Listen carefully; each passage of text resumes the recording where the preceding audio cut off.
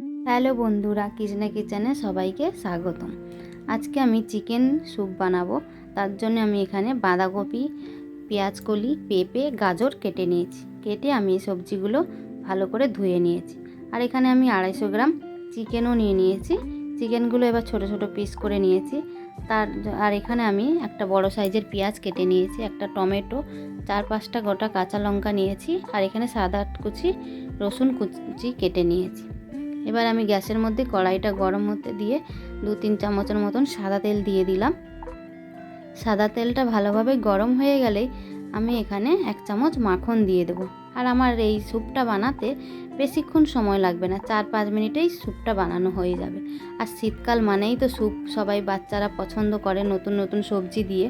আর তোমরা চাইলে এর মধ্যে পালং শাকও দিতে পারো। আমি এবার 1 চামচ মাখন দিয়ে দিলাম। মাখনটা দেখো আমার গরমে গুলে গেছে। আমি এবার রসুনগুলো এর মধ্যে দিয়ে দিলাম কড়াইয়ের মধ্যে। রসুনটা একদম খুব ভালো করে হালকা করে ভাজবো, খুব ভালো করে একদম কড়াভাবে ভাজবো না, একদম সামান্য হালকা নেড়ে নেব। তার মধ্যেই আমি চিকেনগুলো এবার দিয়ে দিলাম। দেখো চিকেনগুলো আমি এইভাবে নাড়তে থাকবো, একটু সামান্য নাড়তে থাকবো। চিকেন যেরকম রান্না করে খুব কষাই সেইভাবে কষাবো না, হালকা করে ভালো করে ভেজে নেব। এবার দেখো ভাজতে ভাজতে আমার চিকেনের কালারটা একদম চেঞ্জ হয়ে এসেছে। আমার এই রেসিপিটা যদি তোমাদের ভালো লেগে থাকে আমাকে একটা লাইক, কমেন্ট, শেয়ার করে আর আমার চ্যানেলটিকে সাবস্ক্রাইব করে আমার পাশে থাকবেন। এবার দেখো আমার চিকেনের কালারগুলো সব চেঞ্জ হয়ে গেছে একটু। আর আমি এর মধ্যে এবার সব কেটে রাখা সবজিগুলো দিয়ে দিলাম। সবজিগুলো দিয়েই আমি একটু সামান্য নাড়তে থাকবো। এইভাবে নাড়তে থাকবো হালকা করে। আর গ্যাসটাও বেশি জোরে দেবে না, হালকা করে রাখবে, লো মিডিয়ামে। আর আমি একটা পেঁয়াজটা এবার দিয়ে দিলাম, টমেটো দিয়ে দিলাম, কাঁচা লঙ্কাও দিয়ে দিলাম এর মধ্যে।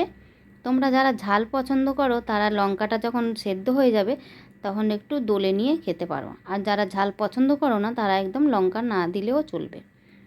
আর এবার আমি এর মধ্যে স্বাদ মতো লবণ দিয়ে দিচ্ছি। তোমরা যতটা পরিমাণ বানাবে স্যুপটা ততটা পরিমাণে লবণটা দিও। আর আমি 1 চামচ এখানে গোলমরিচের গুঁড়ো দিয়ে দিচ্ছি। গোলমরিচের গুঁড়োটা দিলে স্যুপটা খুব ভালো খেতেও টেস্টি হয়, আর খুব একটু গন্ধ লাগে, খুব সুন্দর গন্ধ দেয়। আর আমি একটা প্রেসার কুকার এখানে জল গরম বসিয়ে দিয়েছি। আমার এবারে কড়াইতে চিকেনগুলো ভালো করে নাড়িয়ে নিয়েছি। এবার আমি প্রেসার কুকারে ঢেলে দেবো সব সবজি টবজি।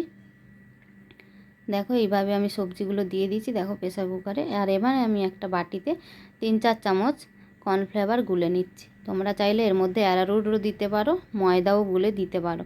কর্নফ্লেভারটা আমি এবার দিয়ে দিচ্ছি প্রেসার কুকারের মধ্যে, তাহলে স্যুপটা একটু মোটা হয়ে যাবে। আর আমি এবার প্রেসার কুকারের ঢাকনাটা বন্ধ করে দেব, 3-4টে মতন সিটি দেব, দিয়েই গ্যাসটা বন্ধ করে দেবো। আর প্রেসার কুকারের যে বাষ্পটা আছে সেটা যেন একা একা বেরোয়, তো তোমরা জোর করে বের করে দেবে না। একা একা বার হয়ে গেলে দেখো আমার স্যুপটা একদম পুরোপুরি রেডি হয়ে গেছে। আমি এখানে ঢাকনাটা খুলে তোমাদের দেখাচ্ছি। আর দেখো খুব পাতলাও না খুব মোটাও না, একদম মিডিয়াম সাইজ হয়েছে। আর এরকম চিকেনের হাড্ডি পিসগুলো তো স্যুপের সাথে দারুণ লাগে খেতে। তোমরাও একবার বাড়িতে বানিয়ে ট্রাই করে দেখতে পারো এইভাবে। এবার আমি পরিবেশন করে নিলাম। পরের ভিডিওতে